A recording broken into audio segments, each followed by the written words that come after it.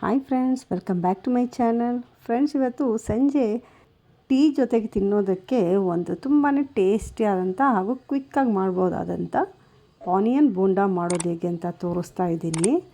ಮಾಡೋ ವಿಧಾನ ತುಂಬಾ ಸುಲಭ. ವಿಡಿಯೋನ ಕೊನೆಯವರೆಗೂ ಸ್ಕಿಪ್ ಮಾಡದೆ ನೋಡಿ.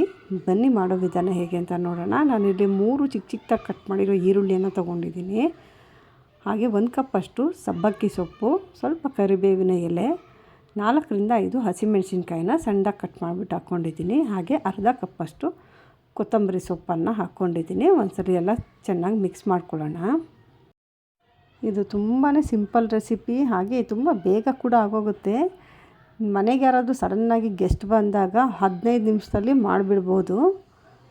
ಇವಾಗ ಚೆನ್ನಾಗಿ ಮಿಕ್ಸ್ ಮಾಡ್ಕೊಂಡಾಗಿದೆ.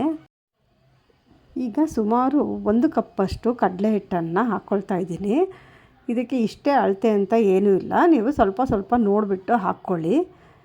ಬೋಂಡ ಹಿಟ್ಟಿನ ಹದಕ್ಕೆ ಬರೋವರೆಗೂ ನೋಡಿಕೊಂಡು ಹಿಟ್ಟನ್ನು ಸೇರಿಸ್ಕೊಳ್ಳಿ. ಅರ್ಧ ಸ್ಪೂನಷ್ಟು ಅಡುಗೆ ಸೋಡಾ ಹಾಕ್ಕೊಳ್ತಾ ಇದ್ದೀನಿ. ಹಾಗೆ ರುಚಿಗೆ ತಕ್ಕಷ್ಟು ಉಪ್ಪನ್ನು ಸೇರಿಸ್ಕೊಳ್ತಾ ಇದ್ದೀನಿ. ಉಪ್ಪನ್ನು ಸೇರಿಸಿದ ಮೇಲೆ ಚೆನ್ನಾಗಿ ಒಂದು ಸರ್ತಿ ಬೆರೆಯೋ ಹಾಗೆ ಮಿಕ್ಸ್ ಮಾಡ್ಕೋಬೇಕು.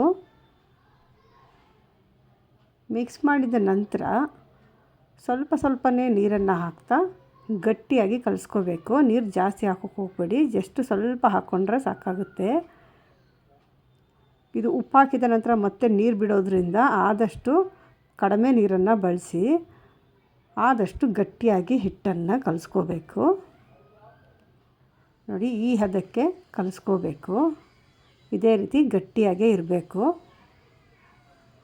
ಈಗ ಬಾಣಲೆಯಲ್ಲಿ ಎಣ್ಣೆನ ಕಾಯೋದಕ್ಕೆ ಇಟ್ಕೊಂಡಿದ್ದೀನಿ. ಎಣ್ಣೆ ಕಾದ ನಂತರ ನಿಮಗೆ ಯಾವ ಸೈಜ್ ಬೇಕು ಆ ಸೈಜಲ್ಲಿ ಬೋಂಡ ಹಾಕ್ಕೋಬೇಕು. ಈಗ ಎರಡೂ ಸೈಡು ಲೋ ಫ್ಲೇಮಲ್ಲಿ ಬೇಯಿಸ್ಕೋಬೇಕು. ಹೈ ಫ್ಲೇಮಲ್ಲಿ ಇಟ್ಕೊಂಡ್ರೆ ಮೇಲ್ಗಡೆ ಬೆಂದಿರುತ್ತೆ, ಒಳಗಡೆ ಹಿಟ್ಟು ಹಸಿ ಹಸಿಯಾಗೇ ಇರುತ್ತೆ, ತಿನ್ನೋದಕ್ಕೆ ಚೆನ್ನಾಗಿರೋದಿಲ್ಲ. ಆದಷ್ಟು ಲೋ ಫ್ಲೇಮಲ್ಲೇ ಇಟ್ಕೊಳ್ಳಿ. ಈಗ ಎರಡೂ ಸೈಡು ಇದೇ ರೀತಿ ಡೀಪ್ ಫ್ರೈ ಮಾಡ್ಕೋಬೇಕು. ಎಲ್ಲವನ್ನು ಕೂಡ ಇದೇ ರೀತಿ ನಿಮಗೆ ಯಾವ ಸೈಜಲ್ಲಿ ಬೇಕೋ ಆ ಸೈಜಲ್ಲಿ ಎರಡೂ ಸೈಡು ಚೆನ್ನಾಗಿ ಡೀಪ್ ಫ್ರೈ ಮಾಡ್ಕೋಬೇಕು. ಇದನ್ನು ಬಿಸಿ ಬಿಸಿ ಇರುವಾಗಲೇ ತಿಂದರೆ ತುಂಬಾ ಚೆನ್ನಾಗಿರುತ್ತೆ. ಇವಾಗ ಬೋಂಡ ರೆಡಿಯಾಗಿದೆ, ಸರ್ವಿಂಗ್ ಪ್ಲೇಟ್ಗೆ ಹಾಕ್ಕೊಳ್ಳೋಣ. ಫ್ರೆಂಡ್ಸ್, ಈ ರೆಸಿಪಿ ಈವ್ನಿಂಗ್ ಸ್ನ್ಯಾಕ್ಸ್ಗೆ ಕಾಫಿ ಟೀ ಜೊತೆಗೆ ತುಂಬ ಚೆನ್ನಾಗಿರುತ್ತೆ. ಮನೆಗೆ ಯಾರಾದರೂ ಗೆಸ್ಟ್ ಬಂದಾಗ ದಿಢೀರಂತ ಮಾಡಿಕೊಟ್ರೆ ತುಂಬ ಇಷ್ಟಪಟ್ಟು ತಿಂತಾರೆ. ನೀವು ಕೂಡ ಒಂದು ಸಲ ಟ್ರೈ ಮಾಡಿ ಹೇಗೆ ಬಂತು ಅಂತ ನನಗೆ ಕಮೆಂಟ್ ಮಾಡಿ ತಿಳಿಸಿ. ವಿಡಿಯೋ ಇಷ್ಟ ಆಗಿದರೆ ಒಂದು ಲೈಕ್ ಮಾಡಿ. ಯಾರೆಲ್ಲ ಹೊಸದಾಗಿ ನೋಡ್ತಾ ಇದ್ದೀರೋ ಈಗಲೇ ಸಬ್ಸ್ಕ್ರೈಬ್ ಮಾಡಿ, ಬೆಲ್ ಐಕಾನ್ ಟಚ್ ಮಾಡಿ. ಇಷ್ಟು ಹೊತ್ತು ವಿಡಿಯೋ ನೋಡಿದ್ದಕ್ಕೆ ಧನ್ಯವಾದಗಳು. ಬಾಯ್ ಬಾಯ್.